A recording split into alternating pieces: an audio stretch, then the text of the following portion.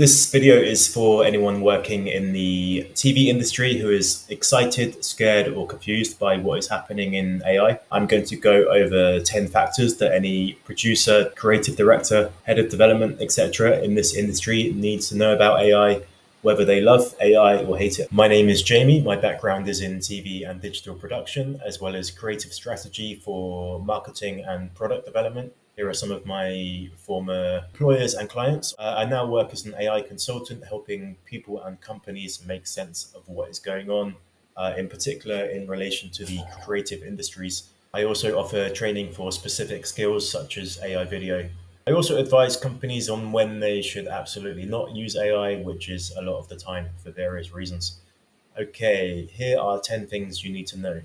It's almost impossible to remove AI from the creative process. I am hearing of agencies and production companies signing contracts where the client has insisted that no AI is used at all.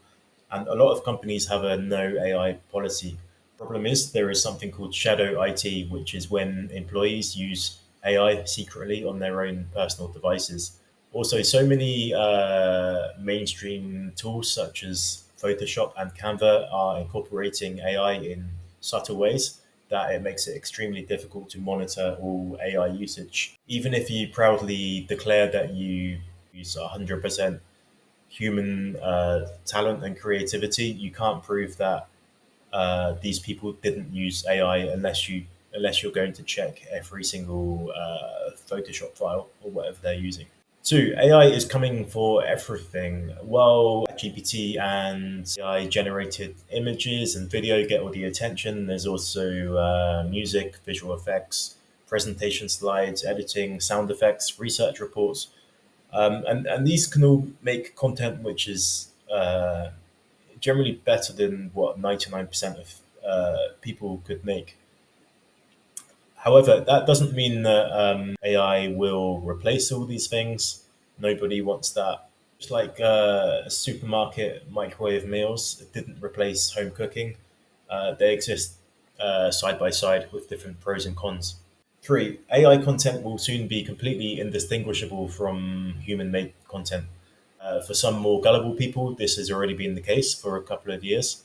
But even as someone that's been following AI video right from the beginning, I've seen a few cases recently where I really couldn't work out if it was real or not. This creates a very strange situation where you could spend $500,000 making a commercial and a few $100 making an AI version, and they'll look exactly the same, which puts us in a strange, unprecedented situation. So I'm hearing of agencies making commercials with AI video, and then if they win the pitch, they go and recreate the entire thing with real people. And just to emphasize how fast things have changed, this is the first AI video I ever made. I know it looks like it was in the 1990s or something. This was only 2023. And I'm pretty sure you've seen how amazing AI video is now. For if you are not using AI, you might want to start making that clear. Until now, we've lived in a world where we presume that any visual content is real unless otherwise stated or unless it's obvious. Now that's going to flip around, and people will increasingly presume you're using AI. Um, so if you're investing time and money into real human talent, you need to make it clear that you're doing this. You're supporting traditional artists. It does depend on the industry. So, for example, trust the BBC to not use AI video without disclosing it, but there's not many companies or institutions or industries that have that amount of trust. People and companies will pay more for human made content, just like they have done for the past 100 years. For example, again, another food analogy, more willing to pay for a handmade cake from a boutique bakery than you are for a mass produced cake from a supermarket, even if they taste exactly the same. Okay, five. AI is not going away. Seemingly, every discussion about AI online turns into an argument, as if some people think all AI should be illegal. Using AI is becoming the norm, and now that huge companies like Google and Apple and Microsoft have invested billions of dollars into AI, it's not going to get banned. We're past that point now. You wouldn't be able to ban all AI anyway for various technical reasons. Okay, six. Taste is the most important thing now. I'd say there have always been five factors in creating good content. First one is having good taste. Uh, Two, technical skills. Three, time. Four, money. And five, motivation, as in actually taking the initiative to make something. The effect of AI is that technical skills become less of a factor, as do time and money, which leaves good taste and motivation as the main factors now. So one thing that's changed since the creation of ChatGPT is we can now generate thousands of ideas in a few minutes. However, you can normally typically only pitch one or a few ideas for any brief. So now the emphasis is on knowing what a good idea looks like rather than actually creating the initial idea. Though I will add that making a random AI video doesn't require any skills, but making a really good one that serves some type of purpose does actually require quite a range of different skills. That I don't think anyone would say that the skills required to make an AI movie are anywhere near the same level as those required to make a proper, you know, a traditional movie. Okay, seven. AI is good for some and bad for others. In some industries, particularly those with high barriers to entry, such as financial services, utilities, etc., AI will almost definitely result in smaller, streamlined companies and job losses. However, in industries with small to medium barriers to entry, such as events, retail, tourism, personal services, content creation, things will be extremely disrupted because you can now have teams of 1 to 3 people using AI to have the equivalent output of what would have taken dozens of people, and in some cases hundreds. So the point I'm trying to make is that the tools that are available to billionaires are the same tools that are available to regular people, and they're often free or extremely cheap to use. And so the next couple of years are an amazing opportunity if you have a business idea but not much money, because you can learn AI tools and create genuine competition for existing businesses, which might be moving a lot slower than you in their uptake of AI. Okay, number eight, everything in AI is in a legal limbo. When I advise people on the legal issues around AI, I have to mention everything with an asterisk and a caveat.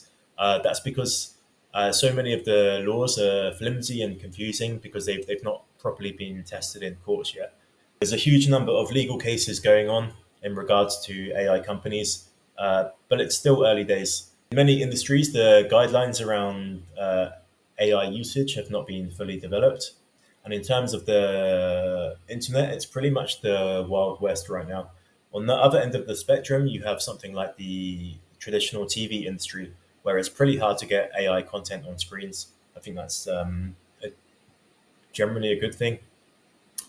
For events, marketing, publishing, tourism, fashion, etc., AI is already everywhere, and the technology is so good now that you're often looking at AI content and you don't know it's AI.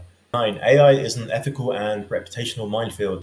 The appeal of using AI is pretty clear in a lot of cases, but it comes with several risks. There have been many backlashes against AI generated content, and some companies have implemented it badly, leading to their products getting worse or their fan bases being upset with them. Also, you or your clients might just have ethical issues with using AI, and you want to keep your processes close to 100% human. And there are many cases where this is actually the best strategic decision, because obviously not everything is about efficiency and saving money. 10. AI is moving faster than you can imagine. Even as someone who researches AI for hours every day, it's extremely hard to keep up with everything. When you have a full time job on top of this, it's impossible to know what's going on, and any AI knowledge quickly becomes outdated. I strongly recommend you have someone who on every team who spends a couple of hours a week keeping up with AI. And I recommend that anyone in the creative industries subscribes to at least one AI newsletter. Even if you really hate AI, it's good to know what's going on. And this is all going to get crazier. We're in the relatively early stages exponential technological advancement across all fields. AI has existed in some form since the 1950s, but what we had until a few years ago was called basic AI, which is AI that can do just one thing. For example, you might have an AI that is really good at chess, but you can't ask it to sing you a song or give you a lasagna recipe. And then large language models like ChatGPT came along, and these can do a pretty good job at a lot of intellectual tasks. And the next stage will be artificial general intelligence, which will be an AI that can take on any intellectual task that any human can do. Then the stage after that would be artificial superintelligence, which is a hypothetical AI that surpasses any human at any intellectual task. The consequences of all of this are very hard to imagine, even for the super high IQ people who make these AI systems. Broadcast TV is quite a unique industry in terms of AI because in a lot of the bigger markets, especially for terrestrial TV, it's currently very hard to get AI on an actual show, um, which obviously many people see as a good thing. As the commissioners are understandably worried about the negative reactions and the ethics and the things I mentioned earlier.